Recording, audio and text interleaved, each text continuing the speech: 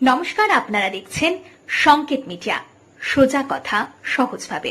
এই মুহূর্তে আছে ঠিক বালুরঘাটের ডিএম অফিসের সামনে, যেখানে আজ গঙ্গারামপুর বিধানসভার যিনি তৃণমূল কংগ্রেসের প্রার্থী গৌতম দাস নমিনেশন সাবমিট করতে এসেছেন, এবং সাথে আছেন গঙ্গারামপুর পৌরসভার যিনি চেয়ারম্যান অশান্ত মিত্র। আমরা ওনাকে পেয়ে গেছি, সরাসরি আমরা ওনার কাছে আগে জেনে নেব।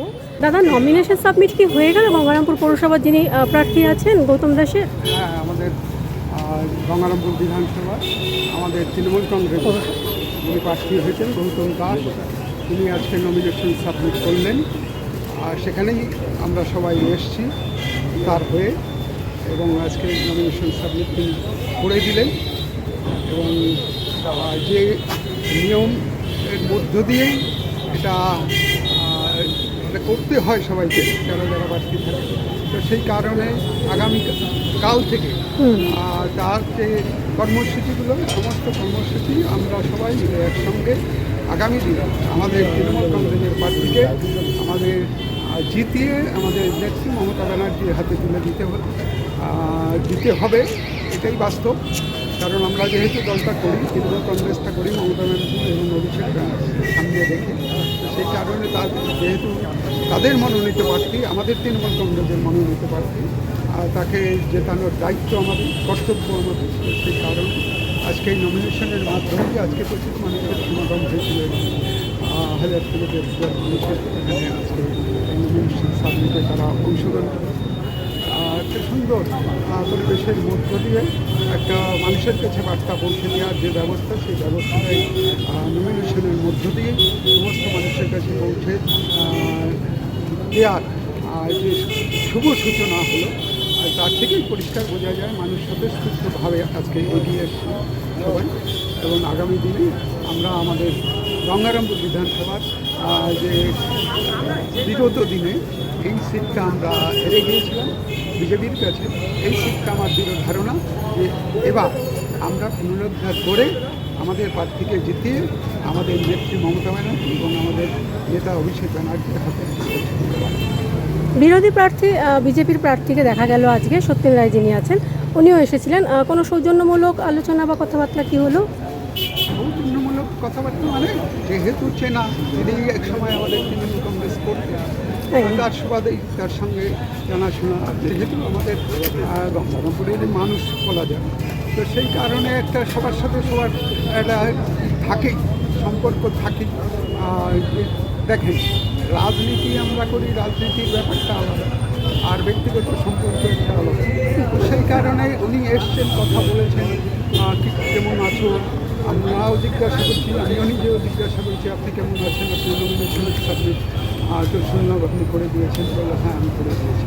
তো বললো তোমরা হয়তো আজকে করতে এসছো। বললো হ্যাঁ আমরাও এসছি। তাই এটা থাকা উচিত, সবার সাথে থাকা উচিত। যে মানবিক, যে আমরা তো মানে নীতির পার্থক্য থাকতেই পারে, নীতিগত মিল হবে না কখনোই মানুষের একটা একদম সমাজ।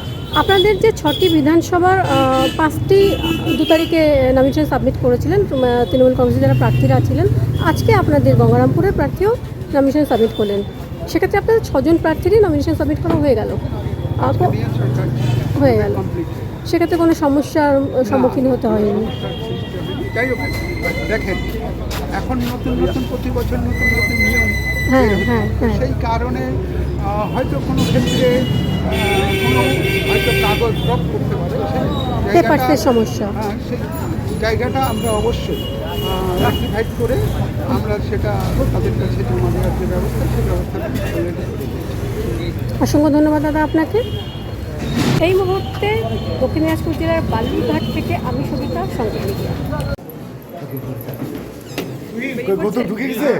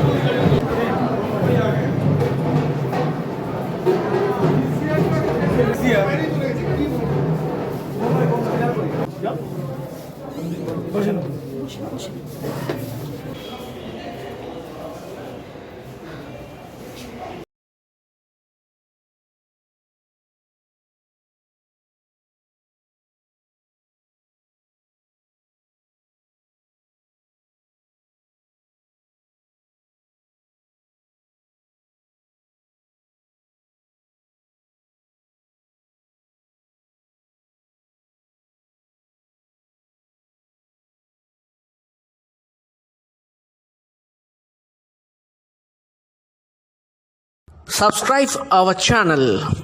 Press the bell icon.